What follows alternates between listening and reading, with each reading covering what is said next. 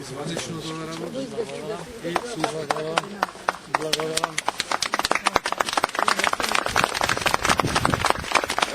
Во моментот ние кога го добивме овој простор за користење како општина Охрид, тогаш заврши еден процес на денационализација на земјиштето кој траеше сигурно 20 години, баш во тој момент заврши и денационализацијата и овој простор каде што се наоѓаме сега е веќе приватен имот. И ние тоа го знаеме и исто така знаеме дека оваа барака ќе треба да ја селиме од тука. Меѓутоа, моето настојување беше додека општина Охрид обезбеди други простори, како што се просториите во основното училиште Братство Единство, кое за неколку месеци ќе биде готови. Зошто овој простор да не се користи до тогаш? И јасно кажувам дека со доделување на овој простор, Сдруженијето за инвалиди веќе има простор.